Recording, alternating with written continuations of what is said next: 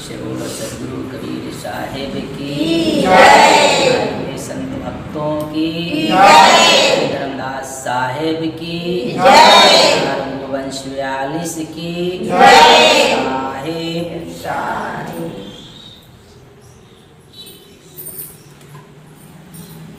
कल मैं आप लोगों को कल अपरसों बीजक का प्रथम रामायणी जो कल खत्म हो गया प्रथम रामायणी, आज होगा दूसरा रामायणी। क्योंकि अब इस रामायणी में सदगुरु साहब कबीर साहब क्या कहते हैं,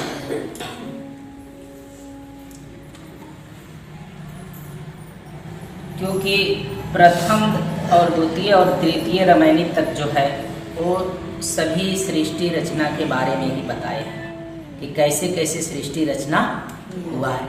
क्योंकि बहुत सारे धर्मों ने अपनी अपने ढंग से बताया है कि सृष्टि रचना कैसे कैसे हुआ।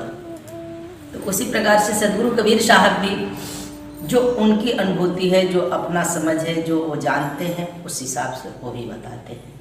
क्योंकि बहुतों ने कहा कि 7 दिन में सृष्टि हो गई, कोई कहा कि 14 दिन में, कोई 100 दिन, 50 दिन, ऐसे कहते रहते हैं कि इतने दिन में सृष्टि हुई। लेकिन सदगुरु कबीर साहब कुछ और ही सृष्टि रचना के बारे में कह रहे हैं। आज द्वितीय रामायणी है, इसमें साहब कहते हैं कि जीव रूप एक अंतरवासा, अंतर ज्योति किंद प्रकाशा, इच्छा रूपी नारी अवतारी, तासु नाम गायत्री धारी, ते नारी के पुत्र 3 भयवु, ब्रह्मा विष्णु महेश्वर नाम। फिर ब्रह्मा पूछल महतारी, को तुर पुरुष के कर तू नारी, तब तुम हम तुम और न कोई, तुम ही पुरुष हम ही तुर जोई।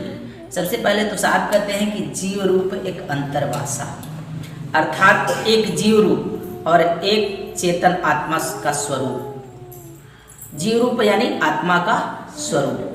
अंतर्वासा मतलब शून्य के अंतर्गत, यानी शून्य के भीतर, शून्य के बाहर नहीं, शून्य के भीतर। अंतर्वासा, अंतर ज्योति किन प्रकाशा, अर्थात उस शून्य के भीतर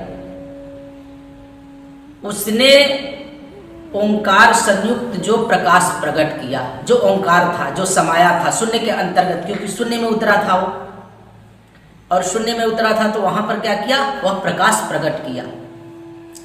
इसलिए कहते हैं कि अंतर ज्योति किन्ह प्रकाशा, इच्छा रूपी। अब उसमें वो क्या करता है, ओंकार की इच्छा करता है, मन जो है, जो निरंजन है वहां पर इच्छा प्रकट करता है, तो इच्छा रूपी नारी अवतारी, तो उसकी इच्छा शक्ति से उसमें महामाया अर्थात एक नारी यानी आद्या शक्ति, उसका नाम सावित्री, यानी उसका नाना प्रकार का नाम है।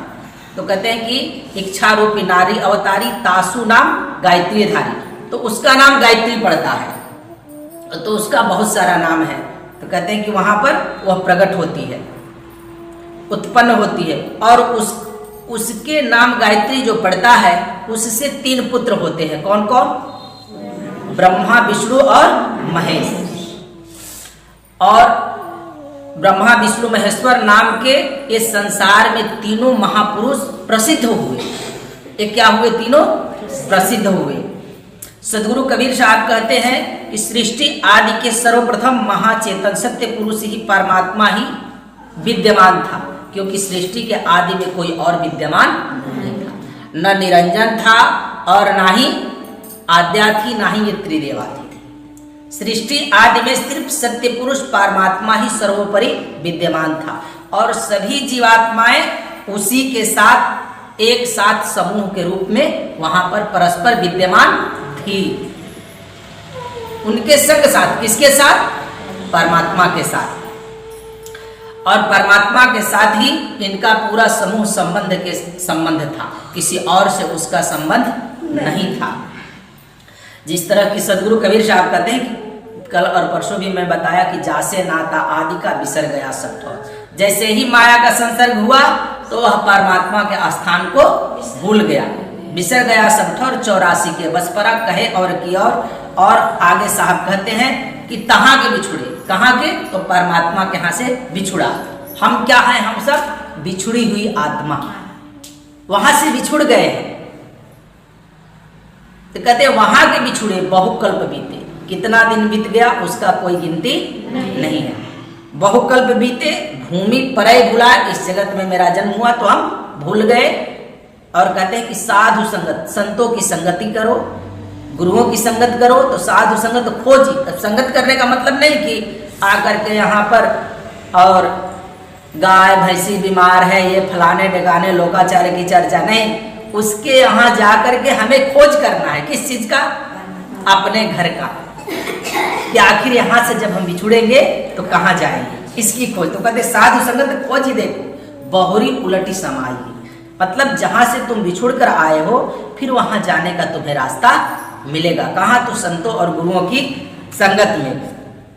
तब साहब कहते हैं कि तब सब रहे, कब?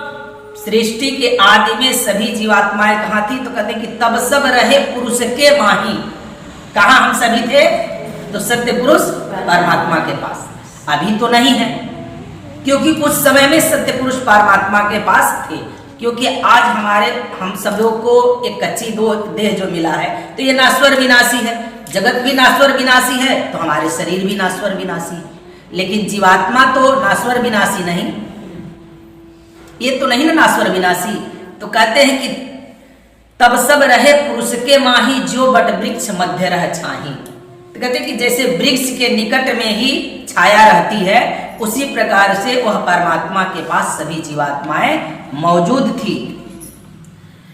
उसके आगे साहब कहते हैं कि उस महाचेतन सत्य पुरुष परमात्मा से सर्वप्रथम एक चेतन आत्मा पृथक होती, उसी चेतन आत्मा के स्वरूप का अपने चेतन स्वरूप के नीचे शून्य जड़ प्राकृतिक मंडल के सीमा के अंतर्गत बसा हुआ, अर्थात स्थिर हुआ। तत्पश्चात वह प्रथम शून्यवत सुषुप्ति स्थिति को प्राप्त हुआ, अतएव उसी शून्यवत की प्रगाढ़ सुषुप्ति, निर्विकल्प स्थिति, निर्विशेष, शुद्ध चेतन आत्मा, तुरीयातीत इत्यादि नामों से यह वेदांत, वेद वेदांत सभी इसी को कहता है। उसी को परमात्मा भी मानता है। कौन? इस निरंजन को सभी लोग उसी को शुद्ध परमात्मा मानता है कि वही परमात्मा है, क्योंकि असली परमात्मा को वो लोग भी नहीं जानता। और वही एकोहम शब्द ओंकार शब्द के रूप में परिणित हो गया और एकोहम बहुश्याम अर्थात एक मैं हूं, इस प्रकार का उसके अंदर अहंकार उत्पन्न हुआ और संकल्प रूप प्रथम मन उत्पन्न हुआ, अर्थात प्रकाश संयुक्त ज्योति प्रकट करके, अतः वह चेतन आत्मा ओंकार निरंजन ज्योति प्रकाश को अपना स्वरूप स्वीकृत किया। कहते कि जो हमारे भीतर जो ज्योति प्रकाश प्रकट किया, उसी को उसने अपना स्वरूप स्वीकृत किया कि यही स्वरूप है मेरा। उस निरंजन का स्वरूप क्या बताया? तो प्रकाश रूप यानी ज्योति स्वरूप। इसलिए सदगुरु कबीर साहब कहते हैं कि ज्योति स्वरूप और निरंजन नहीं, जो परमात्मा है वो ज्योति स्वरूप नहीं है। और मदन साहब तो कहते कि एक ज्योति जो जुगत जुक्ति से तुरीयादेश दर्शाई जी, मतलब तुरी भूमिका पर योग करने से यह प्रकाश दिखाई पड़ता है। तो इसलिए मदन साहब भी कहते कि एक ज्योति जो जुगत जुक्ति से तुरीयादेश दर्शाई जी, कवन ज्योति जग माही जगामग ज्योति ही ज्योति समाई जी। तो वह कौन ज्योति है, वह कौन प्रकाश है जहां पर ये ज्योति भी जाकर के उसमें लीन हो जाती है। तो इसी प्रकार से साहब कहते हैं कि उसका अभिमानी ब्रह्म ईश्वर निरंजन आदि संज्ञा को प्राप्त होता है। तत्पश्चात वही चेतन आत्मा ईश्वर निरंजन एकोहम बहुश्याम अर्थात मैं एक से बहुत रूप हो जाऊं, अर्थात बहुधा प्रकार की सृष्टि उत्पन्न करूं, ऐसे उसके मन में संकल्प होते हैं, इच्छा जगती है कि मैं एक हूं और मैं बहुत प्रकार के लोगों को और बहुत भांति से यहाँ पर जीवों को उत्पन्न करूं। और उस इच्छा शक्ति के रूप से एक महामाया नारी अवतारी उत्पन्न हुई, अर्थात उसी महामाया नारी का नाम गायत्री, आद्या, अष्टांगिनी इत्यादि नाम रखा गया। तत्पश्चात उसी नारी आद्या शक्ति से सत्य संकल्प से आयोनिज 3 पुत्र उत्पन्न हुए, अतः तीनों पुत्रों का नाम रजोगुण प्रधान ब्रह्मा, सतोगुण प्रधान विष्णु और तमोगुण प्रधान महेश्वर रखा। तब लास्ट में कहते हैं कि फिर ब्रह्मा, अब आइए हम अपनी जगह पर आते हैं कि फिर ब्रह्मा पूछल महतारी, अर्थात क्योंकि जब 3 पुत्र हुए तो दिन प्रतिदिन वो बड़े होने लगे, और जब बड़े होने लगे तो उसमें ब्रह्मा जी बड़ा ही विवेकशील थे, समझदार थे। उन्होंने सृष्टि को देखा, आकाश देखा, पाताल, वायु, चंद्र, सूर्य, तारागण देखा। ये सब कुछ को देखने के बाद उनके मन में विचार आया कि आखिर इस सृष्टि की रचयिता कौन है। तो उनको जब पूरी तरह से टटोलने के बाद नहीं समझ में आया, तो श्रेष्ठ होने के बाद वो अपनी माता से पूछते हैं। इसलिए साहब कहते हैं कि फिर ब्रह्मा पूछल महतारी को तुर पुरुष के कर तू नारी। तो कहते कुछ समय व्यतीत होने अथवा युवा तरुण होने पर विष्णु और शिव सहित ब्रह्मा जी ने जब इस संसार को देखा, तब विचार किया कि जगत का कर्ता कौन है तथा हमारा उत्पत्ति करता पिता कौन है। और जब यह विषय को किसी प्रकार समझ नहीं आया, तब विष्णु और शिव के साथ लेकर के ब्रह्मा जी ने अपनी माता आद्या के पास जाकर दोनों हाथ जोड़कर तथा सिर नवाकर पूछते हैं, माता जी इस जगत का रचयिता कौन है तथा हमारा पिता कौन है और आपका पुरुष अर्थात पति कौन है। तब ब्रह्मा पूछल महतारी को तुर पुरुष के करतु नारी तथा आप किसकी पत्नी हैं। यदि शक्ति आद्या माता ने उत्तर दिया, उस समय में उन लोगों को वो समझाती है कि तुम हम, क्या कहती है कि तुम और हम, तुम हम तुम, हमारे और तुम्हारे सिवा इस जगत में कोई और नहीं है। यह बातें वहां पर छुपाती है, निरंजन के बारे में बताती, निरंजन के बारे में बिल्कुल ही नहीं बताती है। तो इसलिए कहते हैं कि हम तुम और न कोई। तो उस समय में आदि शक्ति माता ने उत्तर दिया कि ज्ञान दृष्टि से जो चेतन आत्मा तुम हो वही चेतन आत्मा मैं हूं। क्योंकि आत्मा नारी पुरुष नहीं होता है, इसलिए उसने अक्त दृष्टि से बताया कि जो चेतन आत्मा तू हो वही चेतन आत्मा मैं हूं। लेकिन शरीरा भाव से देखो तो तुम पुरुष हो और मैं नारी हूं। तो उस समय में ये आद्या माता ने कहती है कि तुम त्रिदेवों के पहले जो पुरुष निर्गुण निराकार ब्रह्म निरंजन है वही हमारा पति है, बताती है। और मैं उसकी पत्नी हूं, स्त्री हूं। तुम शब्द से आत्मा और हम शब्द से माया भी कही जा सकती है। ज्ञान दृष्टि से तुम्हारा और हमारा एक ही प्रकार का चेतन आत्मा स्वरूप है, क्योंकि चेतन आत्मा जाति एक ही है, क्योंकि चेतना की कोई और जाति नहीं है, चाहे वो नारी हो चाहे पुरुष हो। शरीरा भाव से हम नारी पुरुष कह सकते हैं, लेकिन आत्म भाव से किसी को नारी पुरुष नहीं कहा जा सकता। इसके प्रथम जिस चेतन आत्मा की इच्छा द्वारा तुम तीनों ब्रह्मा विष्णु और महेश प्रकट हुए हो, उसी प्रकार से हम तीनों सरस्वती लक्ष्मी और पार्वती भी प्रकट हुई। क्योंकि माता ने क्या किया कि 3 देवियों को प्रकट किया। अतः हमें और तुम में आत्म स्वरूप से कोई भेद नहीं है। उसके बाद आगे साहब कहते हैं कि हम हैं नहीं तुम हो, और जो तुम हो वही हम हैं। हम और तुम के अतिरिक्त अन्य कोई इस जगत में नहीं है। तत्पश्चात त्रिदेवों की उत्पत्ति हो जाने पर उसी ने अपने ही रूप के सामान्य 3 कन्याओं को उत्पन्न किया। कौन? आदि शक्ति महामाया ने क्या करती है कि अपने शक्ति से जैसे 3 पुत्र उत्पन्न किया पहले, तो ये 3 पुत्र को उत्पन्न किया तो निरंजन और आद्या ने मिलकर के उत्पन्न किया।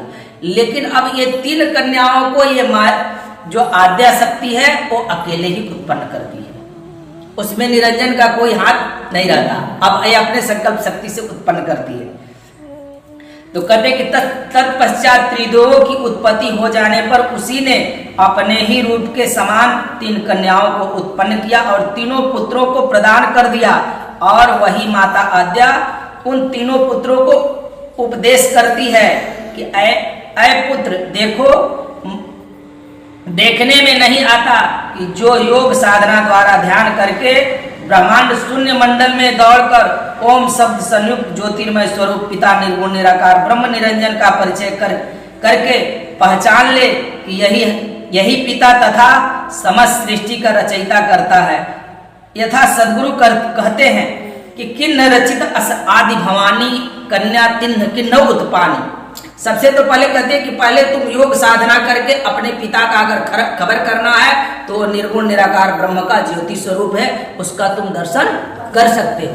फिर जब ये 3 कन्याओं को प्रकट करती है तो उस समय में कबीर साहब कहते हैं किन्न रचित अस आदि भवानी कन्या तिन्ह किन्न उत्पानी।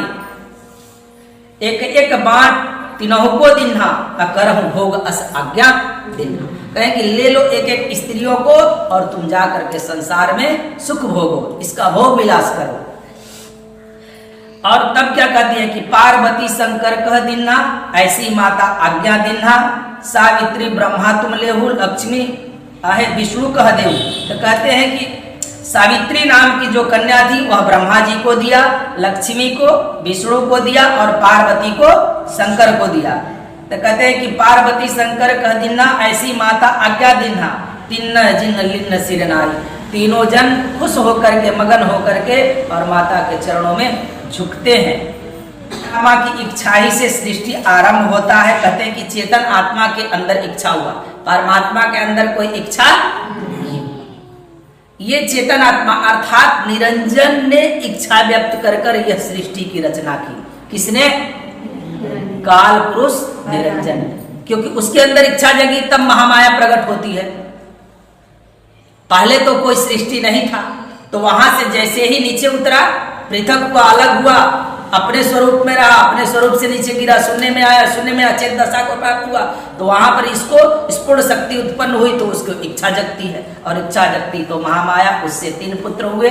सरलता से एकदम समझिए कि उससे 3 पुत्र हुए और अपने वो शून्य में स्थिति कर गया है। कौन? निरंजन ने। आइए आगे हम साहब कहते हैं कि चेतन आत्मा की इच्छा से ही सृष्टि आरंभ होती है। इस इच्छा शक्ति ही शुद्ध विद्या माया के तत्पश्चात महामाया अद्या का रूप धारण कर लेती है, और निर्गुण ब्रह्म निरंजन ही विद्या माया से उपहित होकर सबल ब्रह्म तथा सगुण ब्रह्म कहलाता है। अतः विद्या माया उपाहित चेतन आत्मा को ही ईश्वर कहते हैं। किसको ईश्वर कहते हैं? तो कहते हैं कि चेतन आत्मा को ही हम ईश्वर, भगवान सब कुछ कहते हैं। हम असली परमात्मा को नहीं कुछ जानते, ना उसकी भनक हमें पड़ती है। कहते हैं कि उसके संयुक्त आद्या माया के ही द्वारा सृष्टि होती है। प्रथम वेद की कला रूप गायत्री तथा सगुण अर्धमात्र भी आद्या शक्ति ही है। उपनिषद के अनुसार सृष्टि से प्रथम एक आत्मा ही अकेला था। उपनिषद सिर्फ आत्मा को ही बताता है कि सृष्टि आदि में अकेले एक आत्मा ही था और कुछ नहीं था। लेकिन सदगुरु कबीर साहब ऐसा नहीं बताते हैं। वो तो कहते हैं कि आत्मा के ऊपर परमात्मा है, उसके संग साथ सारी जीवात्माएं थी। लेकिन उपनिषद कहता है कि सिर्फ अकेले आत्मा था। और वेद कहता है कि काल रूप गायत्री तथा सगुण अर्धमात्र भी आद्या शक्ति ही है। अब जो वेद बताता है तो कहता है कि एक गायत्री थी और अर्ध शक्ति मात्र आद्या थी। इससे ही सारा दुनिया की रचना हुआ। सब अपने अपने ढंग से बताते हैं, अन्य कुछ भी नहीं था। उसने इच्छा की कि मैं सृष्टि करूं और तब सृष्टि हुई। तो किसने इच्छा की? तो आत्मा के अंदर बोलते हैं कि इच्छा हुई। तो यहां तक तो बातें ठीक ही है। तो ये उपनिषद कहता है। अब आगे यही आत्म निरंजन है, अतः इसी से जगत की सर्वप्रथम इच्छा उत्पन्न हुई है। उस इच्छा रूप नारी के 3 पुत्र उत्पन्न हुए, ब्रह्मा विष्णु महेश्वर। सृष्टि स्थिति और संहार ये इनके ही कार्य हैं। अर्थात जन्म देना और मृत्यु को प्राप्त कराना किसका काम है? निरंजन का काम है, परमात्मा का नहीं। और तुम इस संसार में जो भी कार्यक्रम करते हो इसका लेखा जोखा लेने वाला कौन है? काल निरंजन ही है, परमात्मा नहीं है। तुमको सुख दे दुख दे तुम्हारे कर्मों अनुसार तुम्हारी लेखा जोखा जितना भी लेता है यह काल निरंजन ही। अच्छा, इस फैक्ट्री को चलाने वाला त्रिदेवा है, रजोगुण सतोगुण तमोगुण, ये त्रिदेवा ही इसको पूरी चलाते हैं। अब आगे साहब कहते हैं कि अतः आत्मा का सर्वप्रथम लक्ष्य सुरता अधोमुख होकर जड़ प्राकृतिक रूप शून्य से संबंध हुआ। तत्पश्चात उससे 3 शक्तियां उत्पन्न हुई। कौन कौन? इच्छा, ज्ञान और क्रिया। कौन कौन उत्पन्न हुआ? इच्छा, ज्ञान और क्रिया। चेतन आत्मा ने प्रथम एकोहम बहुश्याम के रूप में मन तथा इच्छा शक्ति को उत्पन्न किया। क्या किया उसने? एकोहम बहुश्याम के रूप में मन को भी उत्पन्न किया और इच्छा को। अब वही इच्छा सभी के अंदर समाया है, तो सबके अंदर इच्छा जगती है ना, कि नहीं जगती है? वही मन इच्छा जगाते रहता है, इच्छा जगते रहती है, कार्य यहाँ पर करते रहते हो। उसके पश्चात तदनंतर कहते हैं कि ज्ञान और अंत में क्रिया को उत्पन्न किया। उसके बाद वो किसको किसको उत्पन्न करता है? तो ज्ञान को उत्पन्न करता है और फिर क्रिया को भी उत्पन्न करता है। अतः चेतन आत्मा रूप निरंजन ने सृष्टि को उत्पन्न करने के लिए अपनी इच्छा शक्ति से आद्या शक्ति को उत्पन्न किया। सृष्टि रचना करने के लिए अपनी इच्छा शक्ति से ये आद्या को भी उत्पन्न किया। उसके संयोग से त्रिदेवा को उत्पन्न किया। और ज्यों ही ये तीनों देवता उत्पन्न हुए, माने तीनों पुत्र जैसे ही जन्म लिया, तो कहते हैं कि त्यों ही वह अंतर ध्यान हो करके शून्य में समा गया। कहाँ समा गया काल निरंजन? शून्य में। क्योंकि जब ब्रह्मा विष्णु महेश ध्यान करते हैं, पहले रामायण में बताया, तो वो शून्य से ही शब्दों का उच्चारण किया। कहाँ से? तबहि निरंजन जतन विचारा, शून्य गुफा से शब्द उच्चारा, रारंग शब्द हुआ बहुबार, माँ अक्षर माया संचार। तो कहते हैं कि उस समय में वो कहाँ समा जाता है, शून्य में समा जाता, क्योंकि वह निरंजन और आद्या शक्ति दोनों ही दिव्य स्वरूप देह धारण करके प्रकट हुए थे। उनका विशाल ही शरीर था, दोनों का, किसका किसका, आद्या का और निरंजन का, क्योंकि आद्या और निरंजन दोनों सत्य पुरुष परमात्मा को जानते हैं। कौन कौन कौन जानता है, तो आद्या भी जानती है और काल निरंजन भी, ये दोनों जानते हैं सत्य पुरुष परमात्मा को, क्योंकि ये लोग दोनों हट करके अलग ग्राम यानी 3 ग्राम बसाए हुए हैं और तीनों लोगों का मालिक है ये लोग। ये लोग जो चाहता है वही तीनों लोगों में होता है। तो साहब कहते हैं कि अब तीसरी रामायणी यहां से शुरू होती है। तो तीसरी रामायणी में कहते हैं कि प्रथम आरंभ, सदगुरु कबीर साहब कहते हैं तीसरी रामायणी की बात है कि प्रथम आरंभ कवन को भयऊ, दूसर प्रगट किन्नसो ठयऊ, प्रगटे ब्रह्मा विष्णु शिव शक्ति, प्रथमे भक्ति किन्ह जीव युक्ति, प्रगटे पानी पवन और छाया, बहु विस्तार से प्रगटी माया, प्रगटे अंड पिंड ब्रह्मांडा, पृथ्वी प्रगट भई नवखंडा, प्रगटे सिद्ध साधक सन्यासी, ई सब लागी रहे अविनाशी, प्रगटे सुर नर मुनि और झारी, तेहि के खोज परे सब हारी, जीव शिव सब ही प्रगटे, ए ठाकुर सबदास कबीर और जाने नहीं, एक राम नाम लगी आस। तो यहाँ पर सदगुरु कबीर साहब ने इस रामायणी में प्रथम 2 प्रश्न और 2 उत्तर किए हैं। प्रथम प्रश्न की सृष्टि में सर्वप्रथम आरंभ किसका हुआ, अर्थात सर्वप्रथम कौन प्रकट हुआ, और दूसरा प्रश्न, वह दूसरा प्रश्न कौन है कि जिसने प्रकट किया। सबसे तो पहले कहते हैं कि कौन प्रकट हुआ सृष्टि के आदि में, और फिर कहते हैं कि किसने ये सब प्रकट किया। 2 बातें कहते हैं। और उसका स्थान भी कौन है कि जहां से उसने उसको प्रकट किया। कहते हैं कि जहां से वो प्रकट किया वह स्थान क्या है, कौन सा है। अब इनके क्रमशः उत्तर वो देते हैं। सदगुरु कबीर साहब कहते हैं कि सर्वप्रथम तुर्यातीत शून्यवत निर्विकल्प स्थिति से जागृत होकर के निर्गुण ब्रह्म निरंजन साक्षी दृष्टा रूप तुर्य स्थान पर स्थित हुआ, और उसी से तुर्य स्थान से एकोहम बहुश्याम, अर्थात एक मैं हूं बहुधा प्रकार की सृष्टि सृजन करूं। इस प्रकार वही चेतन आत्मा सबल ब्रह्म सगुण ब्रह्म आदि संज्ञा को प्राप्त हुआ है। अतः वही चेतन आत्मा सबल ब्रह्म सगुण ब्रह्म निरंजन ईश्वर आदि अनेक नामों से प्रसिद्ध प्राकृतिक जड़ सृष्टि आदि का कारण है। उसी से सर्वप्रथम, अब कहते हैं कि इच्छा रूप नारी अवतारी तासु नाम गायत्री धारी। तो कहते हैं योग माया गायत्री आद्या अष्टांगिनी इत्यादि अनेक नामों से प्रसिद्ध महामाया प्रकट हुई। तदनंतर उसी सगुण ब्रह्म निरंजन के संयुक्त आदि शक्ति गायत्री आद्या से प्रथम त्रिदेवा ब्रह्मा विष्णु महेश शिव तथा सावित्री लक्ष्मी और गौरी अर्थात पार्वती, ये तीनों देवियां प्रकट हुई। तत्पश्चात उन त्रिदेवों से अपने को जीव माना। क्या माना? उन त्रिदेवा ने अपने को जीव मानता है, कुछ और नहीं। वो उनका भी जन्म जीव कोटि में हुआ है।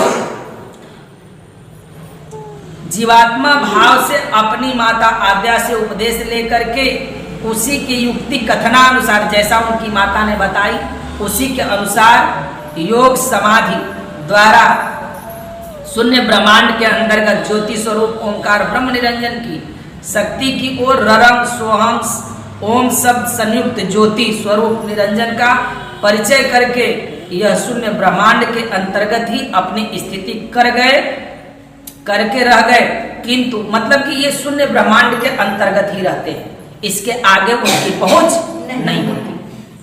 क्योंकि ये त्रिदेवा ने योग साधना किया तो वो भी शून्य में गए, और शून्य में गए तो जो उनको ज्योति दिखाई पड़ा, रदन सुनाई पड़ा, ओम सब घंट शंखा नगारे जो भी वो सुनाई पड़ा उनको, वही सब तो वेद शास्त्रों में इन लोगों ने लिखा है कि इसकी प्राप्ति करने से स्वर्ग में जाएगा, जल लोग जाएगा, भूवर लोग जाएगा, वैकुंठ जाएगा, साके इसकी प्राप्ति होने से मोक्ष मुक्ति भी मिलेगी। तो कहते हैं कि अंतर्गत ही अपनी स्थिति कर गए, अर्थात वहीं तक रह गए और इसी को प्राप्त करना वो सबसे बड़ी बात समझे। आगे अपने शुद्ध चेतन आत्मस्वरूप के सहित उस सार शब्द महाचेतन सत्य पुरुष परमात्मा को यह नहीं जान सके। यहाँ पर साहब कहते हैं कि इनको परमात्मा की कोई परिचय नहीं हुआ, इसी कारण वह भी विशुद्ध मुक्ति को नहीं प्राप्त हो सके, क्योंकि उनकी भी मुक्ति नहीं हुई। अब साहब कहते हैं कि सूक्ष्म तथा स्थूल सृष्टि का वर्णन करते हैं, क्योंकि अभी तक तो जो कुछ हो रहा था ये सूक्ष्म रूप से था, स्थूल जगत की रचना नहीं हुआ। क्योंकि कहते हैं कि सृष्टि सृजन के चेतन आत्मा से सर्वप्रथम सूक्ष्म सृष्टि प्रकट हुई। सूक्ष्म मतलब कि जो हमें दिखाई नहीं पड़ रहा। सूक्ष्म कोई चीज होता है, जैसे तुमको मार्केट में जाना है ना, तो तुम बहुत सारे विचार कर लेते हो कि हमको क्या क्या लेना है। तो जो तुम्हारे भीतर जो विचारें आई है और जो जो तुमने सोच विचार लिया है, तुम्हारे अंदर की जो इच्छाएं प्रकट हुई कि हमको ये लेना वो लेना ऐसा करना है, तो ये अभी तक तुम्हारे भीतर किस तरह से पड़ा है? सूक्ष्म में पड़ा है ना, कि वस्तु ले लिया, बस विचार किया है और ये भाव बना लिया है कि हमको ऐसे इन वस्तु चाहिए और लेना। जब तुम मार्केट में जाओगे और फिर जब वहां से लेकर और लौटोगे वो वस्तुओं को, तब हुआ कि ये स्थूल में प्रकट होना शुरू हो गया। तो इन लोगों ने पहले सूक्ष्म में इन सब चीजों को प्रकट कर लिया। क्या कर लिया? सूक्ष्म में प्रकट किया। तो कहते हैं कि सूक्ष्म रूप से सृष्टि सृजन में चेतन आत्मा से सर्वप्रथम सूक्ष्म सृष्टि प्रकट हुई। क्या होती है पहले? सूक्ष्म। उस सूक्ष्म सृष्टि में एक कोहम के रूप में क्या उत्पन्न होता है? तो सूक्ष्म में मन। तो आज भी मन को हम पूछ देते हैं कि कैसा है, तुम बताते हो कि करिया है कि गोरा है कि पीला, लेकिन सारा कार्य मन का ही खेला होता है। तो कहते हैं मन निरंजन तथा बहुश्याम के रूप में इच्छा शक्ति, इच्छा भी उसमें से सूक्ष्म रूप में प्रकट होता है। महामाया आद्या एवं सतरजतम गुण रूप से त्रिदेवा ब्रह्मा विष्णु महेश सावित्री लक्ष्मी पार्वती आदि स्पर्श रूप रसगंध यानी आकाश वायु अग्नि और पृथ्वी इत्यादि सब सूक्ष्म सृष्टि के अंतर्गत वही पुनः स्थूल में प्रकट रूप में प्रकट हो गए। कहते हैं कि सबसे पहले ये लोग सूक्ष्म रूप से हुए। तो आपके अंदर देखिए इच्छा शक्ति भी है, ये भी आपका सूक्ष्म है ना। मन भी है निरंजन, वो भी सूक्ष्म रूप में है, प्रकट है। देखते हैं कभी इच्छा भी दिखाई पड़ती है किसी के भीतर की इच्छा। तो कहते हैं सबसे पहले ये हुआ। उसके बाद में मैंने कभी हमेशा कहता हूं कि जो काम क्रोध लोभ मोह अहंकार है, ये सभी सूक्ष्म रूप में ही है। तो उसे कहते हैं साहब शब्द स्पर्श रूप रसगंध, ये 5 इंद्रियां हैं, यानी ये तत्व भी है। तो ये इनसे 5 तत्व है। तो आकाश जल वायु पृथ्वी और अग्नि, ये 5 तत्व उत्पन्न हुए। तो कहते हैं ये भी सूक्ष्म रूप से तुम्हारे भीतर पड़े हैं, सूक्ष्म रूप से। अब उसके अलावा ब्रह्मा विष्णु महेश भी है, रजोगुण सतोगुण तमोगुण, इनके ही कारण तुम कभी पीछे की बात सोचते हो, आगे की बात सोचते हो, वर्तमान की बातें सोचते हो। इन्हीं के चलते ये पूरी सृष्टि जो भी सृष्टि हुआ है, तो अगर इसमें से एक भी वस्तु न रहे तो फिर ये ठीक ठाक सृष्टि चलेगी नहीं चलेगी। क्योंकि अगर जो बच्चा जन्म ले लिया और विष्णु और शिव न रहे तो वो बड़ा होगा और ना ही वो मृत्यु को उपलब्ध होगा। तो विष्णु रहते हैं तो परिवर्तन हो रहा, ठीक है, और शिव है तो अंत हो रहा, और ब्रह्मा है तो जन्म हो रहा। एक क्रिया लगी है। इस संसार में चाहे तुम किसी धर्मों में रहो, इन सब चीजों से कोई भी मनुष्य कोई भी प्राणी वंचित नहीं। अब तुम उसका नाम कोई भी दो, उससे कोई मतलब नहीं, रहना पड़ता है इसी में। इसीलिए तो सदगुरु कबीर साहब कहते हैं, धर्मदास को समझाते हैं कि हे धर्मदास, जो निहक्षर था, जो निहतत्व परमात्मा था, तो कहते कि निह अक्षर अक्षर भया, जो नहीं के समान परमात्मा था वह जब पृथक हुआ तो अक्षर रूप में परिणित, अर्थात आत्मा के रूप में नीचे उतरा, उसमें से एक चेतना। तो वही कहते हैं कि निह अक्षर अक्षर भया, अक्षर किया प्रकाश, अक्षर ही के अंदर इच्छा जगती है, सुनने में जाता है और उसी से समस्त सृष्टि की रचना होती है। कहते अक्षर क्रिया प्रकाश, और जब वो शून्य में आता है तो मन उत्पन्न होता है। तो कहते हैं कि अक्षर क्रिया प्रकाश मन से माया उपजी सुनहु संत धर्मदास। किससे माया उत्पन्न होती है? तो ये निरंजन मन से ही ये माया उत्पन्न होती है। तो कहते हैं कि मन से माया उपजी, माया त्रिगुण स्वरूप। माया कितने स्वरूप वाली है? तो 3 गुण वाली है, रज सत और तम। तो कहते हैं माया त्रिगुण स्वरूप, 5 तत्व और गुण 3 में, सद स्पर्श रूप रस गंधक, ये 5 अर्थात अग्नि जल वायु पृथ्वी आकाश, ये 5 तत्व यानी पंच महाभूत, रज सत्तम 3 गुण। तो कहते हैं 5 तत्व गुण 3 में बांधा सकल स्वरूप, अर्थात समस्त सृष्टि के जितने भी जीवात्माएं हैं ये सभी इन गुणों में बंधे हैं, कोई इससे वंचित नहीं है। अगर छूटने का उपाय है तो कोई विवेकी मरहमी गुरु के पास ही हम जा करके इससे छूटने का उपाय ढूंढ सकते हैं। इसलिए सदगुरु कबीर साहब कहते हैं कि जीव कोटि के और ईश्वर कोटि के सब प्रकट हो गए, जीव शिव सब ही प्रकटे, एक ठाकुर सबदास।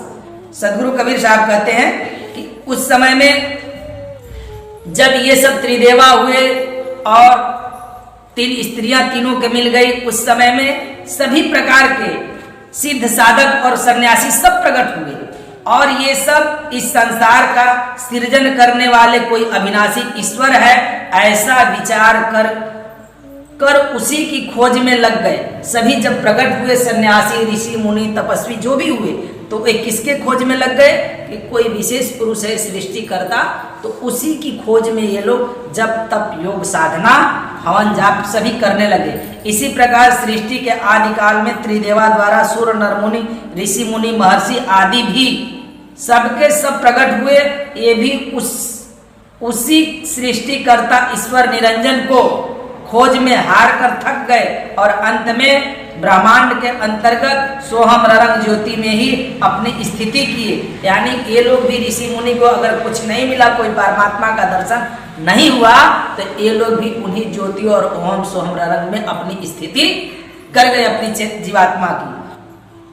आगे उनको अपने शुद्ध चेतन आत्म स्वरूप का तथा विदेश सार सब स्वरूप महाचेतन परम पुरुष परमात्मा का ज्ञान नहीं प्राप्त हुआ, अर्थात यह सब निरंजन ज्योति सोहम ररंग सब तक ही रह गए।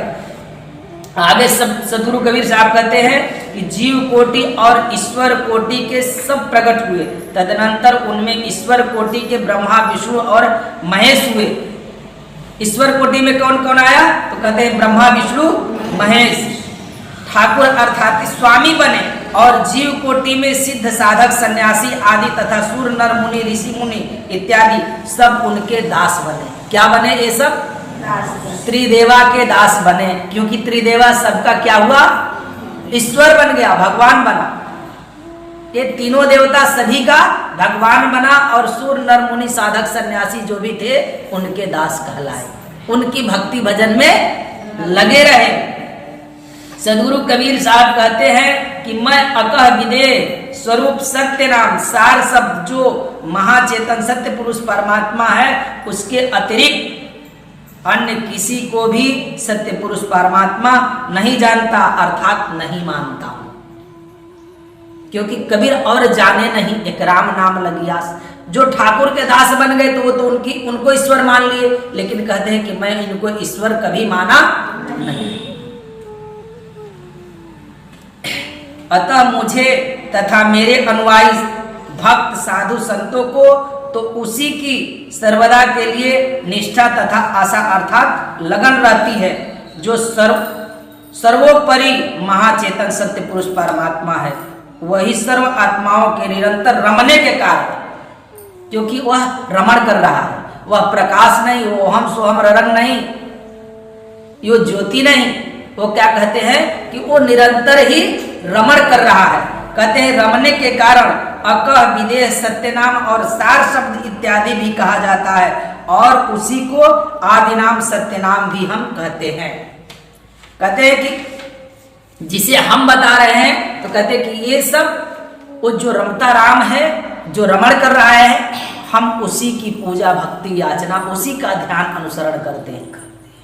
हम कोई जोग तप नेम आचार नहीं करते, क्योंकि ये सब माया का बनाया हुआ खेल है, और इस माया के खेल में जो फंसता है वो रिद्धि सिद्धि भूत प्रेत देवी देवता पूजा पाठ अर्चन ये सब करने से, क्योंकि जहां तुम आशा लगाओगे वहीं क्या होगा, वासा, वहीं पर तुम्हारा निवास होगा। तुम जिसका ख्याल करोगे वही रूप तुमको दर्शेगा।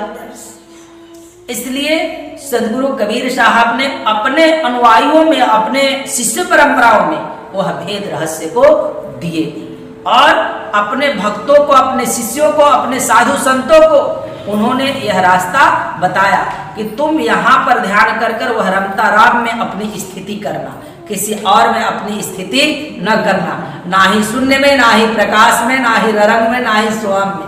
जो रमण करता है उसको उन्होंने सार सब, उसी को वह परमात्मा बताया, किसी और को नहीं बताया। प्रेम से बोलिए सदगुरुदेव की जय, सदगुरु कबीर साहिब की जय, आए संत भक्तों की जय, गोविंद की जय। एक भजन गा लीजिए। कितना बज गया टाइम? 8:20। चलिए जल्दी ही। काहे होखे उदास मोरे मन मितवा, काहे होखे उदास मोरे मन मितवा, काहे होखे उदास मोरे मन मितवा, काहे होखे उदास मोरे मन मितवा। जैसे फूलवा में बास वैसे साहिब के निवास, जैसे फूलवा में बास वैसे साहिब के निवास, जैसे फूलवा में बास वैसे साहिब के निवास, जैसे फूलवा में बास वैसे साहिब के निवास। तन मन शोभी बनी भंवराल सुबास मितवा, तन मन शोभी बनी भंवराल सुबास